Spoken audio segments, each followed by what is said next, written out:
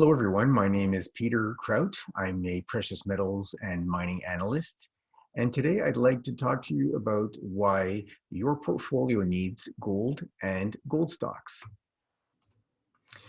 So the key to understanding gold and gold prices is real rates or real interest rates. The real interest rate is simply the interest rate less inflation. When real rates fall, gold tends to rise. And real rates have actually been falling since late 2018. This chart here actually compares the real interest rate, which is the red line, with gold, which is the blue line.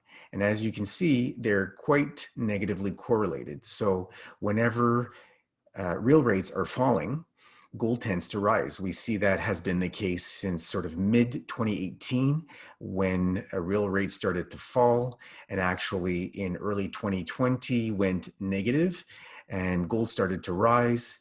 When real rates went negative, in fact, gold started to explode higher. That last rally in gold, like I said, started in early 2020, and then it actually exploded higher as the Fed expanded its balance sheet. Right now, we're in an environment where money printing has essentially gotten out of control, and it's been getting worse. The 2008 to 2009 financial crisis saw the Fed's balance sheet double. That's that first red circle down here, from $1 trillion to $2 trillion. From then, it started to move a little bit sideways, but continued to grow quite gradually under Bernanke's tenure. Eventually, in 2014, we had a shift from Bernanke to Yellen. The Fed's balance sheet at that point started to rise again, went from $3 trillion to $4 trillion. And while Yellen was Fed chair, keep in mind that Jerome Powell was deputy Fed chair.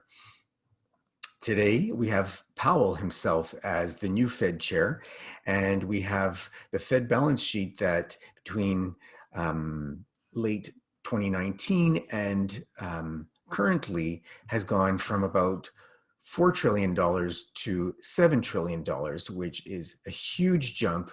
And of course, a reaction mostly to the COVID pandemic. But keep in mind too, that now we've got Yellen, who has just been confirmed as Treasury Secretary, and we have Powell, who is Fed chair, both of whom have worked at the Fed very closely together. And by all means, we certainly expect that money printing will continue in a very marked way. So here's a little bit what happened. Between March and June 2020, the Fed's balance sheet expanded by an incredible 75%. It just took 3 months. And what happened at that time is that investors flocked to gold. I remember looking very carefully at what was available on gold dealers' websites, things like coins and bars, and essentially overnight they became completely sold out. If you were looking for anything other than about a 400-ounce bar, which was worth nearly $600,000 US, you were out of luck. There was basically no physical gold to be had. Deliveries were months away, if any, and it was quite something to try to get your hands on any physical gold.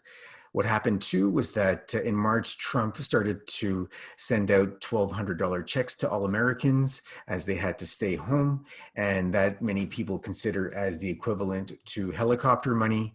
What also happened was the Fed pledged asset purchases with no limit, which many obviously consider the equivalent of massive quantitative easing. That continues by the Fed up till today. They're still buying as much as $120 billion in bonds every single month. They've also promised that rates will remain near zero until 2023. And of course, you know, a big factor in this has been COVID, which has decimated businesses. The Fed and the government, as a reaction to that, will most definitely continue to print and spend. What has happened, however, all of this was in place, but COVID simply accelerated the printing and the spending since then. So what's happening with gold? Well, essentially gold is in a consolidation phase. It's waiting for the next catalyst. If we look at the big picture, the US dollar is more than likely in a new secular bear market. It had been rising from about 2008 to early 2020. That's when it peaked. People flocked to the dollar temporarily during the crisis in March. And since then, it's been dropping quite steadily. It looks like it's entered a new bear market. In fact, it broke below a rising trend line, and that certainly to us signals a new secular bear market for the dollar. Since April, the market has been factoring rising inflation. And we know that rising inflation combined with near zero rates, which the Fed has promised, is a perfect formula for us to get negative real interest rates. And we can see from here that market-based inflation expectations, which bottomed in March of last year, have been rising quite dramatically. And that's a perfect environment for commodities and precious metals, gold and silver, to continue to rise. So what we have is the Fed. They've promised that low interest rates will continue. We've got the federal government on a massive fiscal stimulus binge. They've been sending support checks out. They will continue to send support checks out as people are forced under lockdowns to stay home. Biden has promised huge green energy programs, huge infrastructure programs, certainly in the trillions and onward. And as we know, gold is the ultimate safe haven to this kind of crazy money printing and spending. And it's certainly sensing the inflation.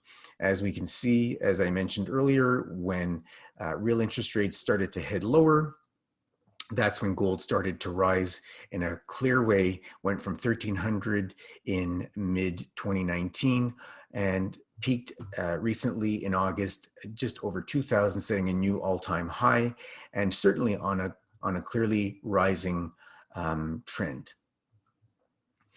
As I said, gold recently established a new all-time high.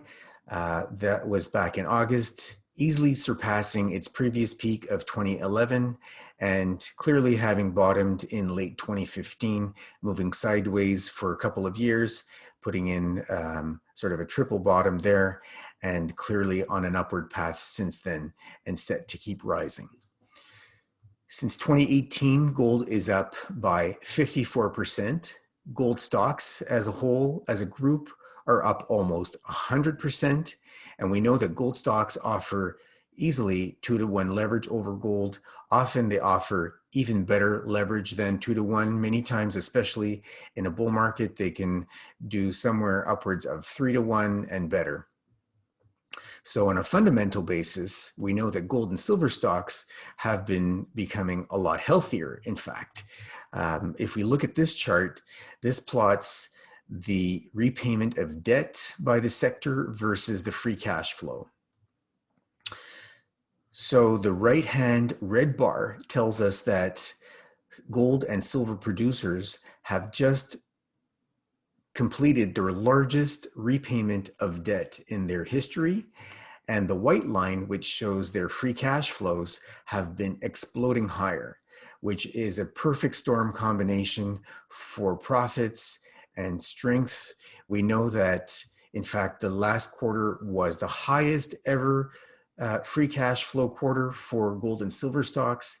And you have to wonder, is this what Buffett saw? Is this what Buffett forecasted when he bought Barrick back in July?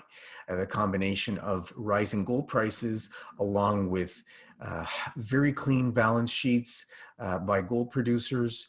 And as we know, when gold producers get cashed up and have been depleting reserves, they tend to start to look to acquire, to replace reserves. So overall, what do we have? We have regular stocks, which, as we know, have become extremely expensive. So what makes sense? To start looking for value. An alternative to regular stocks, therefore, clearly is a diversified gold portfolio. As I mentioned earlier, large producers Buffett bought Barrick back in July because it's big, it's healthy, it pays dividends, which he loves, of course, and it's extremely cheap. Barrick's PE right now is around 13. The S&P's average PE is around 37, so clearly extremely high, historically high. So the largest gold producer is trading for a PE that's about a third of the general market's PE. Now that's value and undervalued.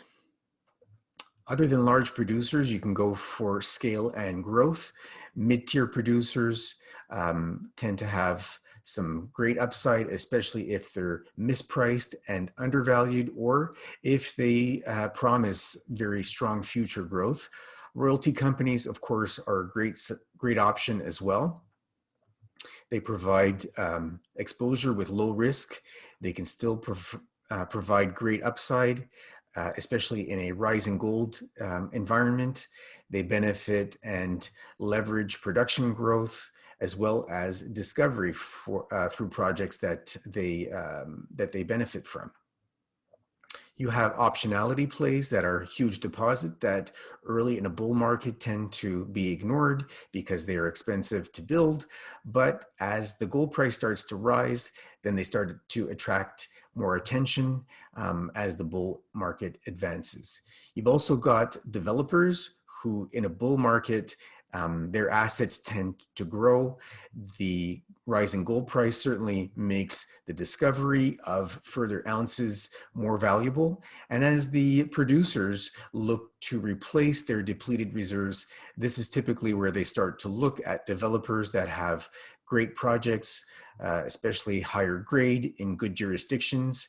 And by investing in developers, you can certainly win either way as their assets grow or as they perhaps become acquisition targets. Something to keep in mind is that silver tends to outperform gold in gold and silver bull markets. We've seen that multiple times in the past. Certainly it's more volatile than gold, but if we look at the peak in 1980, where gold reached its then all-time high, relatively silver's peak was a multiple of that. We saw that happen again in 2011. Gold peaked around $1,900, silver peaked around 49, and right now, here's where we can see, there's actually considerable opportunity. Gold's recent high of over $2,000 certainly has yet to be matched by silver. It has a lot of catching up to do, and there's some, as I say, some good opportunity there. So to recap, we've got gold and silver that remain still extremely undervalued. And so what should investors do? The approach we recommend is that the investor determines how much focus and risk they want to commit to investing and researching this space. They need to seek out quality information, look to build a portfolio that works for them, and then of course stick to their plan.